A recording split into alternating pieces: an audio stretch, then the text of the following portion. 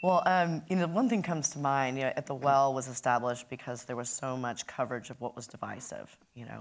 And editors telling their writers that they can't write anything that wasn't born out of controversy. And what we wanted to do was cover things and people who were coming together to get things done. And lo and behold, those are some of the highest readerships we have. So one of the first stories we did at the beginning of this year, when all the coverage seems to be on, who's being the loudest on the far right or the far left, was on the rules package.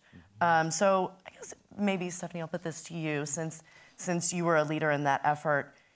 What had to happen in order for that to come together? Because I know it was significant, and it started well before the beginning of the Congress. And do you think that might be a model for how, members can move forward and actually get something significant done? Because that was significant. Yeah. So we called it the Speakers Project, and it was launched well before the November 2018 election. And there were a number of Republicans and Democrats who took a pledge and basically committed themselves to not voting for a speaker who didn't agree to a set of changes to the House rules package that would allow for bipartisan bills and amendments to have a path to be considered that would kind of neutralize the extremes by changing the rule around how to vacate the chair. It used to be that one person could call to vacate the speakership.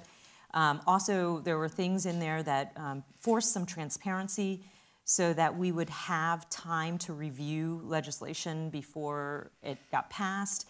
And those were all a part of this package. And we made the commitment, Republicans and Democrats, before knowing who would have the gavel. So this was a commitment that that meant that it didn't matter who won in November. We wanted to see these changes happen because it was good for the whole. And so in November, it turns out the House was going to be in Democratic hands. And as you remember, from November, basically from Election Day and maybe even before, there was a huge effort to secure the speakership. I was getting calls before I even knew whether I was going to be back in Congress, urging me to vote a certain way on the speaker. And I'd already made this commitment.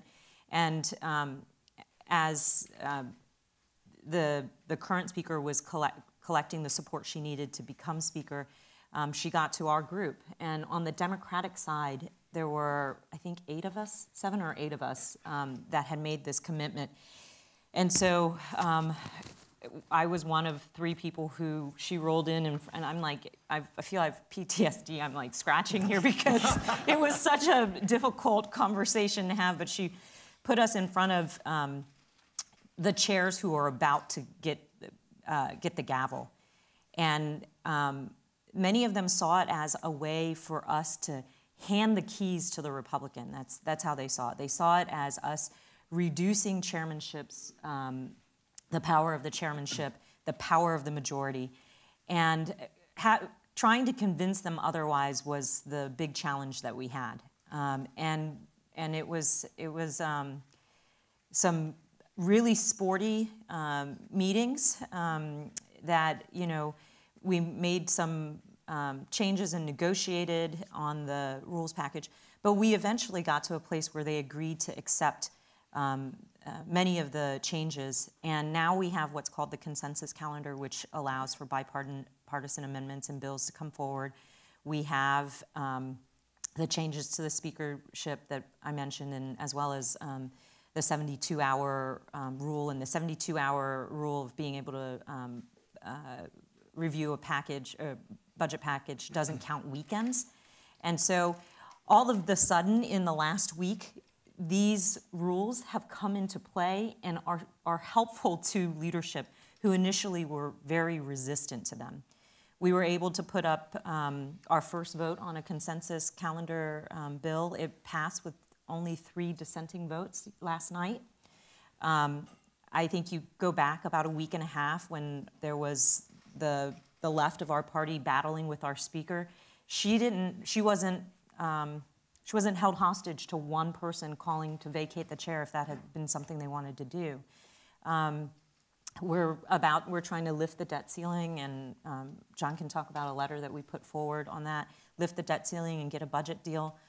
You know, we have a 72-hour clock on that doesn't count the weekends, and so, you know, it's creating the space for us to be able to get some really important things done. And I think at the time, it looked like reducing the majority's power, but what I think we're seeing happening as these rules play out is that it's actually creating a better legislating environment, and we're able to get some things done. And, you know, it was worth it, I think. And John was one of 3 Republicans that voted for the House package. Tom Reed, and who was the third? Fitzpatrick, I Fitz. think, yeah. So They were pissed at me, too. yeah, and it's been 20 some odd years since a House rules package has been bipartisan, has had, you know, votes from both sides of the aisle. And so I'm hopeful that that's the beginning of, you know, the ability to continue to use our unity and our leverage to get the changes made so that we do provide a path for bipartisanship.